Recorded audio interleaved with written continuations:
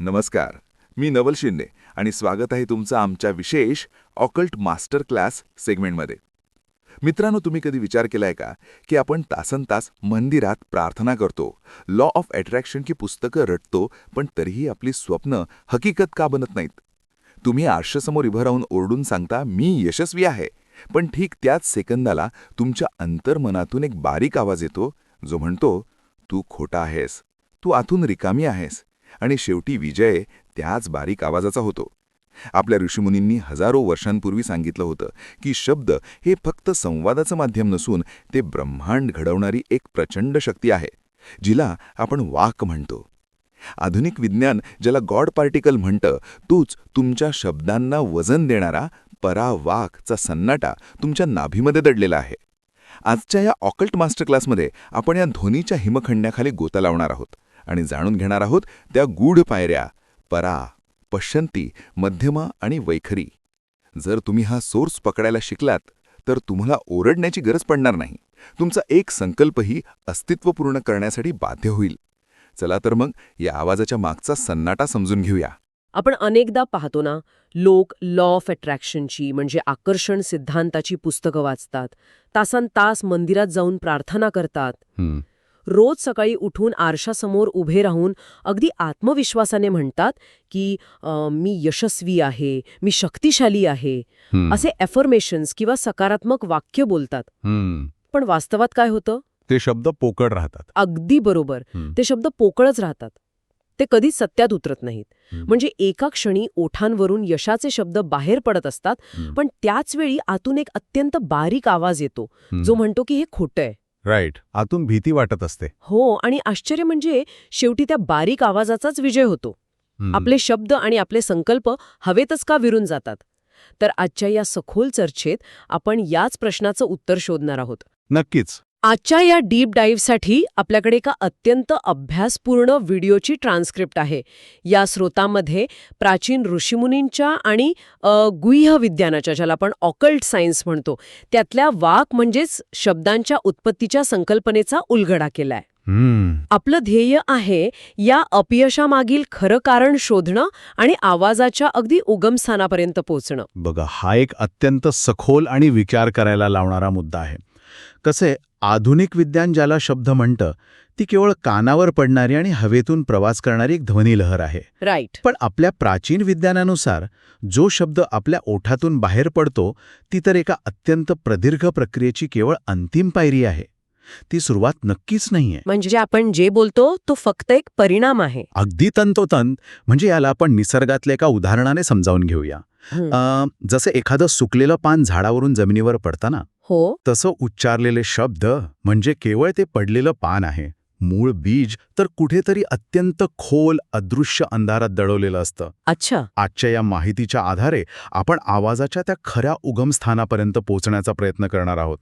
ओठांवर येण्यापूर्वी एखादा शब्द शरीरात 3 वेळा जन्म घेतो. बापरे, 3 वेळा? हो, आधी नाभीमध्ये, मग हृदयात आणि शेवटी गळ्यात. पण आपण संपूर्ण आयुष्य फक्त या चौथ्या स्तरावर म्हणजे केवळ जिभेवर जगतो. बरं, आपण हे जरा सविस्तर समजून घेऊया, कारण हे ऐकताना मला असं वाटतंय की आपण मानवी अस्तित्वाच्या एका पूर्णपणे वेगळ्या आणि अज्ञात जगात प्रवेश करतोय. नक्कीच. जर आपण फक्त जिभेवरून बोलत असू आणि तिथेच अडकलो असू, तर या प्रवासाची खरी सुरुवात कुठून होते? ऋग्वेदात ध्वनीचे जे 4 स्तर सांगितले आहेत, त्यातील सर्वात बाह्य स्तरापासून आपण सुरुवात करूया, म्हणजे याचा क्रम लक्षात येईल. हो, या प्रवासाला आपण एका सीमेसारखं समजू शकतो, जी मूलाधारापासून ते गळ्यापर्यंत येते. यातला सर्वात बाह्य आणि शेवटचा स्तर म्हणजे वैखरी. वैखरी या भौतिक जगात प्रवेश करतात. याला समजण्यासाठी आपण एका धनुर्धराचं अत्यंत अचूक उदाहरण घेऊया. वैखरी म्हणजे तो बाण जो कमानीतून आधीच सुटलाय. एकदा का तो सुटला की तो परत घेता येत नाही. तो आता भौतिक स्वरूपात आहे आणि हवेत प्रवास करतोय. एक मिनिट. जर तो बाण सुटलाच आहे, तर त्यात स्वतःची अशी कोणती नवीन ऊर्जा उरलेली नसते, बरोबर? राईट. ती तर फक्त बंदूक चालवल्यानंतर उरलेली पुंगळी किंवा तो खोखा असल्यासारखा आहे. पण जर असं असेल तर माझा एक प्रश्न आहे. विचारा. जर वैखरीमध्ये स्वतःची काहीच ऊर्जा नसते, तर मग जगभरातील सर्वच धर्मांमध्ये मंत्रोच्चार इतक्या मोठ्या आवाजात का केले जातात? लोक समूह करून मोठ्याने का गातात? जर तो फक्त हवेतला आवाज आहे तर त्याचा काहीच उपयोग नसतो का? हा एक अतिशय उत्तम प्रश्न आहे. बघा, वैखरीचा उपयोग ऊर्जा निर्माण करण्यासाठी होत नाही. मग कशासाठी होतो? तो गोंधळ थांबवण्यासाठी होतो. जेव्हा आपण मोठ्याने मंत्रोच्चार करतो तेव्हा तो मोठा आवाज आपल्या आतल्या विचारांना म्हणजेच आतल्या आवाजाला काही काळासाठी दाबून टाकतो किंवा शांत करतो. अच्छा, म्हणजे ती लक्ष केंद्रित करण्याची एक पद्धत आहे. अगदी बरोबर. पण स्वतः वैखरीमध्ये निर्मितीची शक्ती नसते. ती फक्त संवादाचं एक माध्यम आहे. खरा गोंधळ आणि खरी निर्मिती सुरू होते ती याच्या आतल्या स्तरावर. वैखरीच्या अगदी अलीकडचा तिसरा स्तर आहे मध्यमा. मध्यमा हं. म्हणजे मधला स्तर. हं. हां, तोच आवाज ना जो डोक्यात 24 तास एका चालू असलेल्या रेडिओसारखा वाजत असतो. होय. धनुर्धराच्या उदाहरणात सांगायचं तर मध्यमा म्हणजे अशी अवस्था जिथे धनुर्धराने बाण अजून सोडलेला नाहीये. पण दोरी पूर्ण ताणून धरलेली आहे. आतमध्ये एक प्रचंड ताण आहे. बाहेरून ओठांनी काही बोललं जात नसलं तरी आतमध्ये विचारांचा एक अखंड कोलाहल सुरू असतो. राईट. उद्या काय होईल, लोक काय म्हणतील, असं झालं नाही तर काय? हो, हा तोच स्तर आहे जिथे सगळ्या प्रार्थना आणि संकल्पांची हत्या होते. आणि जर सुटलेला बाण म्हणजे वैखरी बरोबर निशाण्यावर जात नसेल तर याचा अर्थ असा आहे का की प्रत्यंच्या खेचणारा तो आतला हात म्हणजे मध्यमा कुठेतरी थरथरतोय? यातली सर्वात लक्षवेधी गोष्ट हीच आहे. जेव्हा ओठांनी म्हणजेच वैखरीतून असा दावा केला जातो की सगळं काही छान आहे, पण त्याच नॅनोसेकंदात मध्यमा थरथरते आणि आतून नकारात्मकतेची लाट येते. अशा वेळी ब्रह्मांड कोणाचं ऐकणार, ओठांचं की मनाचं? गुह्यशास्त्रांचा एक अत्यंत स्पष्ट नियम आहे. सूक्ष्म हे स्थूलापेक्षा नेहमी जास्त शक्तिशाली असतं. सूक्ष्म हे स्थूलापेक्षा शक्तिशाली असतं.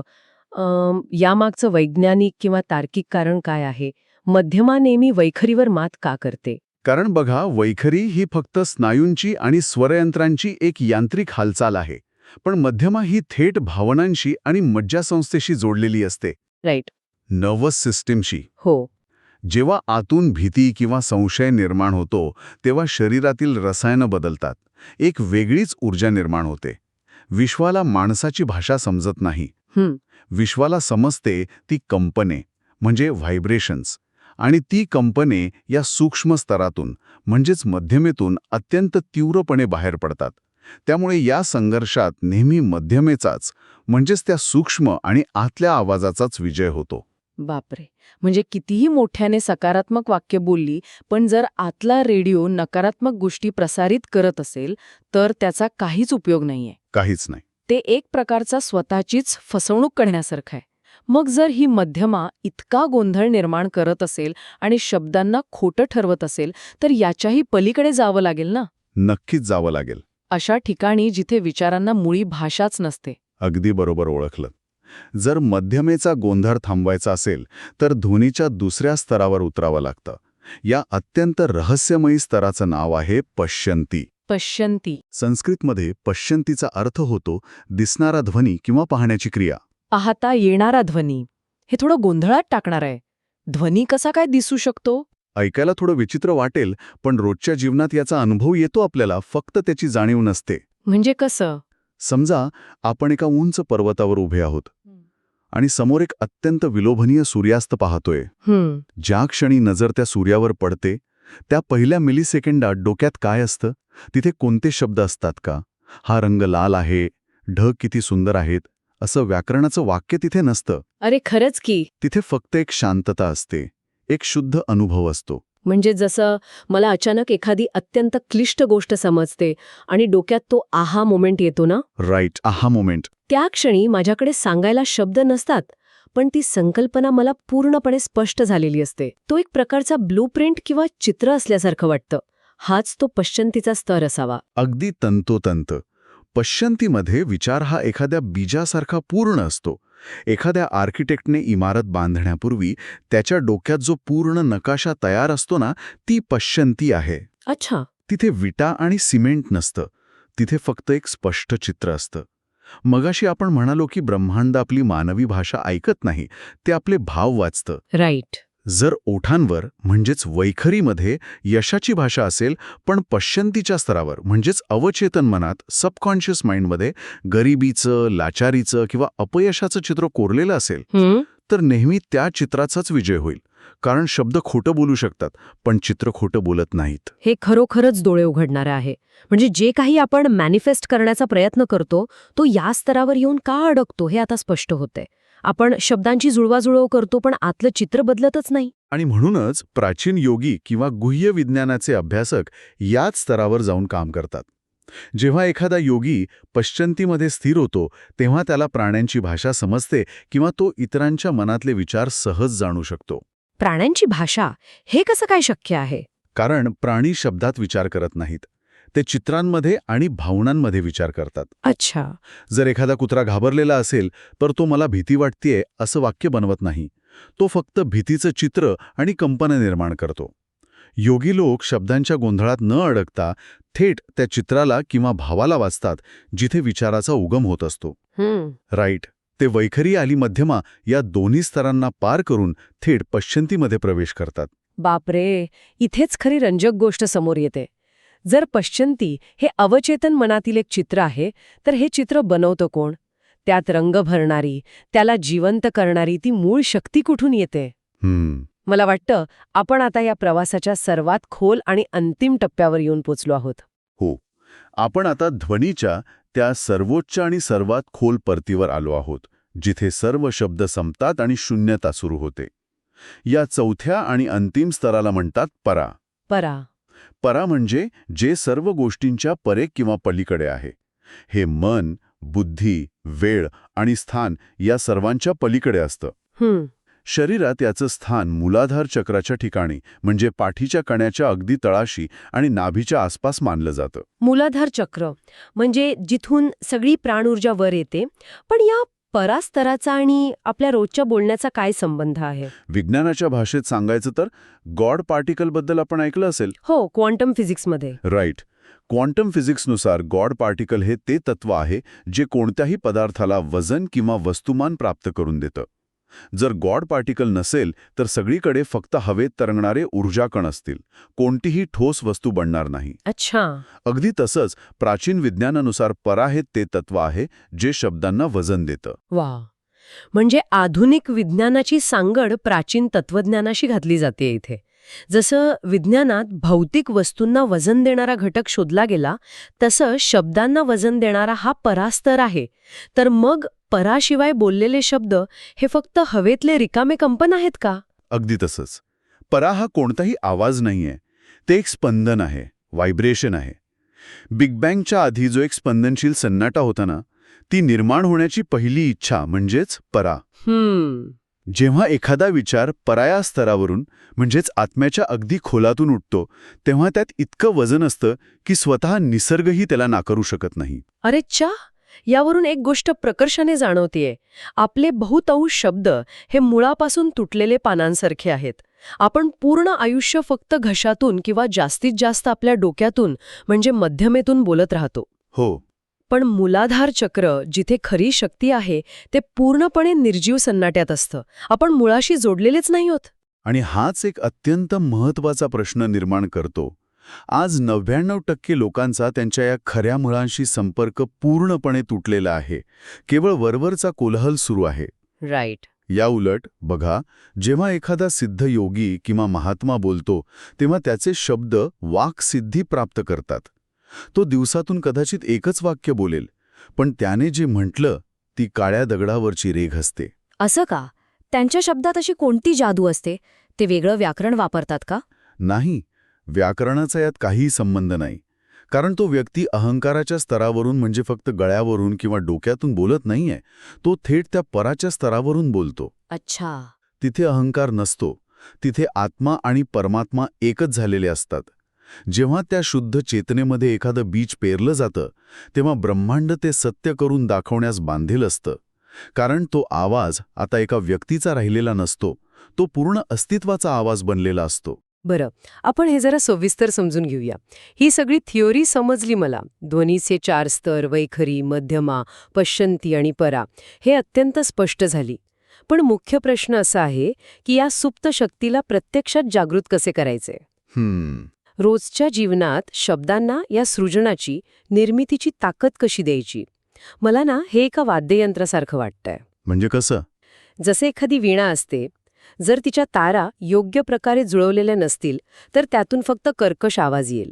हे शरीर हे फक्त हाडमाणसाचं नाहीये, ते एक वाद्य आहे. बरोबर. याचा व्यापक दृष्टिकोनातून विचार केला तर हे वीणेचं उदाहरण अत्यंत अचूक आहे. याला आपण संरेखन किंवा अलाइनमेंट म्हणू शकतो. एका विजेच्या बल्बचं आणि लेझर बीमचं उदाहरण घेऊ. राईट. प्रकाश तर दोन्हीकडे आहे, पण बल्बचा प्रकाश सर्व दिशांना विखुरलेला असतो, त्यामुळे त्यात कोणतीही भेदक शक्ती नसते. बहुतांश लोकांचे शब्द त्या विखुरलेल्या बल्बसारखे आहेत. ओठ एक बोलत आहेत, मन दुसरंच विचार करतंय आणि नाभीमध्ये काहीतरी तिसरंच सुरू आहे. मग हे सगळं एका रेषेत, एका संरेखनात कसं आणायचं, याची काही ठोस पद्धत या स्रोतांमध्ये किंवा गुह्यविज्ञानात सांगितली आहे का? नुसतं पॉझिटिव्ह विचार करा असं सांगून हे होणार नाही, हे तर नक्की. हो, प्राचीन सूत्रांमध्ये यासाठी एक अत्यंत प्रभावी 4 पायऱ्यांची पद्धत सांगितली आहे. अच्छा, कोणत्या आहेत त्या? पहिली पायरी आहे मौन. जेव्हा एखादा महत्वाचा संकल्प करायचा असेल तेव्हा लगेच बोलू नये. आधी ओठ बंद करावेत आणि बाह्य गोंधळ थांबवावा. पण मौन म्हणजे फक्त तोंड बंद ठेवणं का? कारण तोंड बंद ठेवलं तरी आतमध्ये तर विचार सुरूच असतात ना. अगदी बरोबर. म्हणूनच मौन ही फक्त पहिली पायरी आहे. तोंड बंद ठेवल्याने किमान वैखरीतून होणारी ऊर्जेची गळती थांबते. राईट. डोळे बंद करावेत आणि आतल्या मध्यमेच्या गोंधळाला दाबू नये. फक्त एका त्रयस्थासारखं त्याच्याकडे पाहत राहावं. पण हे बोलण्यापुरतं सोपं वाटतं. जेव्हा आत विचारांचा वादळ सुरू असतो तेव्हा फक्त त्रयस्थासारखं पाहणं खरोखर शक्य आहे का? आपण त्या विचारांमध्ये वाहून जातो. आणि तिथेच खरी अडचण येते. पण याचं विज्ञान असं आहे की जेव्हा आपण एखाद्या गोष्टीकडे लक्ष देतो पण त्यावर प्रतिक्रिया देत नाही, म्हणजे रिॲक्शन देत नाही, तेव्हा त्या गोष्टीची ऊर्जा कमी होऊ लागते. जसं एखादं लहान मूल रडत असेल आणि आपण त्याच्याकडे दुर्लक्ष केलं तर ते थोड्या वेळाने आपोआप शांत होतं. आतल्या विचारांशी लढायचं नाही, फक्त त्यांना पाहायचं. काही वेळातच तो आतला गोंधळ शांत होईल. म्हणजे विचारांशी संघर्ष न करता त्यांची ऊर्जा संपू द्यायची. अगदी. आणि मग तिसरी पायरी कोणती? तिसरी पायरी आहे दर्शन. आता आपण पश्यंतीच्या स्तरावर आलो आहोत. जेव्हा आतला गोंधळ शांत होतो तेव्हा इथे ध्येयाचं चित्र अत्यंत स्पष्टपणे पाहायचं आहे. अच्छा. त्यात कोणतीही भाषा नको, फक्त तो अनुभव आणि ते चित्र स्पष्ट असावं. जसं मगाशी सूर्यास्ताचं उदाहरण पाहिलं तसा तो शुद्ध अनुभव असावा. राईट. आणि चौथी, सर्वात महत्वाची पायरी आहे डुबकी. डुबकी म्हणजे कुठे डुबकी मारायची? त्याच्या आत. एक दीर्घ श्वास घ्यावा आणि संपूर्ण लक्ष नाभीवर केंद्रित करावं. तिथे जो अथांग सन्नाटा आहे त्या सन्नाट्याच्या मध्यभागी तो संकल्प एका बीजासारखा पेरावा. मग त्या संकल्पाला नाभीतून म्हणजे परामधून वर येऊ द्यावं, हृदयातून प्रवास करू द्यावा आणि शेवटी पूर्ण ताकदीने ओठांतून बाहेर पडू द्यावा. बापरे. जेव्हा वैखरी, मध्यमा, पश्यंती आणि परा हे 4 स्तर एकाच सरळ रेषेत येतात तेव्हा तो लेझर बीम तयार होतो. हे ऐकतानाच अंगावर काटा येतोय. म्हणजे जेव्हा एखादा शब्द या प्रक्रियेतून इतक्या खोलातून बाहेर येतो तेव्हा तो केवळ एक पोकळ शब्द नसतो, तो एक जिवंत प्राण असतो. अगदी तंतोतंत. प्रत्येक शब्द जो उच्चारला जातो तो शरीरातील प्राण ऊर्जेचा एक हिस्सा घेऊनच बाहेर पडतो. आपण शब्दांची उधळपट्टी करतो कारण आपल्याला त्याची किंमत समजलेली नसते. खरंय. त्यामुळे गुह्य विज्ञानाचा एक महत्वाचा धडा हाच आहे की जोपर्यंत एखादा विचार नाभीची परवानगी घेत नाही तोपर्यंत त्याला ओठांच्या उंबरख्याबाहेर अजिबात येऊ देऊ नये. कमी बोलावं, पण अत्यंत खोलातून आणि संरेखित होऊन बोलावं. खरोखर आजच्या या सखोल चर्चेतून एक अत्यंत मौल्यवान दृष्टिकोन मिळालाय आपल्याला. आज आपण समजून घेतलं की बाह्य वैखरी हा केवळ एक वरवरचा छिलका आहे. केवळ सकारात्मक वाक्य बोलून किंवा ओठांनी जप करून काहीही साध्य होणार नाहीये. राईट. जोपर्यंत आतल्या मध्यमेचा कोलाहल शांत होत नाही, खरी ताकद तर पश्यंतीच्या चित्रात आणि आतल्या परामध्ये म्हणजे आपल्या नाभीमध्ये दडलेली आहे. हे एक मोठा आत्मपरीक्षण आहे की आपले शब्द स्वस्थ नाहीत. ते एकतर स्वतःच्याच आयुष्यासाठी एक वरदान बनू शकतात किंवा एक अभिशाप. आणि म्हणूनच प्राचीन विज्ञानाने मौनाला, ध्यानाला आणि संकल्पाला इतकं अनन्यसाधारण महत्त्व दिलं आहे. शरीररूपी वाद्य कसं वाजवलं जातं यावरच आयुष्याचं संगीत अवलंबून असतं. अगदी 100%. आजची ही चर्चा अत्यंत उद्बोधक होती. हा डीप लाईव्ह संपवण्यापूर्वी मी या सर्व स्रोतातील माहितीच्या आधारे एका वेगळ्याच आणि विचार करायला लावणाऱ्या मुद्द्यावर थांबत आहे. सुरुवातीला आपण बोललो होतो की आरशासमोर उभे राहून जे शब्द उच्चारले जातात ते खरे का होत नाहीत. पण आता विचार करा, जेव्हा एखादा संकल्प त्या आतल्या परास्तरावरून म्हणजेच त्या शुद्ध आणि अथांग चेतनेतून उमलतो, तेव्हा तो केवळ एखाद्या व्यक्तीचा वैयक्तिक संकल्प नसतो. नक्कीच. तेव्हा कदाचित स्वतः ब्रह्मांडच त्या व्यक्तीच्या माध्यमातून बोलत असतं. जर उच्चारलेले शब्द थेट या विश्वाचा आवाज बनणार असतील, तर आज कोणता शब्द उच्चारणे पसंत केले जाईल यावर नक्की विचार करा. पुन्हा भेटू एका नवीन आणि रंजक सेशनमध्ये. तर नवल शिंदे यांच्या या ऑकल्ट मास्टर क्लासमध्ये आज आपण शिकलो की आपली ही जीभ वैखरी म्हणजे केवळ एक छिलका आहे. खरी शक्ती तर तुमच्या नाभीमध्ये म्हणजे परास्तरावर दडलेली आहे. तुमची वाणी म्हणजे एक वीणा आहे. जर तुम्ही तिचे तार बेसुरा वाजवले तर जीवनात फक्त गोंगाट निर्माण होईल. पण जो माणूस आपल्या केंद्राशी किंवा नाभीशी जोडून बोलतो त्याच्यासाठी मंत्र आणि साधे बोलणे यात कोणताही फरक उरत नाही. त्याचे प्रत्येक वाक्य आशीर्वाद बनू शकते. म्हणूनच आजपासून एक संकल्प करा. कमी बोला, हळू बोला आणि सर्वात महत्त्वाचे म्हणजे होशमध्ये बोला. जोपर्यंत एखादा विचार तुमच्या नाभीतून अनुमती घेत नाही तोपर्यंत त्याला ओठांची दहलीज पार करू देऊ नका. जाण्यापूर्वी या विज्ञानाचा एक छोटासा अनुभव घेऊया. हा भाग संपल्यावर लगेच कमेंट करायला धावू नका. एक क्षण थांबा, दीर्घ श्वास घ्या, तुमची पूर्ण जाणीव नाभीवर केंद्रित करा आणि जेव्हा तुम्हाला त्या केंद्राशी जोडल्यासारखे वाटेल तेव्हा खाली कमेंट बॉक्समध्ये लिहा, आय एम अलाइन्ड. मी संरेखित आहे. लक्षात ठेवा, फक्त बोटांनी टाईप करू नका, तर तुमच्या आत्म्याची चेतना त्या शब्दांत होता. मी नवल शिंदे. भेटूया पुढच्या भागात ब्रह्मांडाच्या अशाच एका ऑकल्ट रहस्यासह. तोपर्यंत आपल्या मौनाला ओळखा. नमन.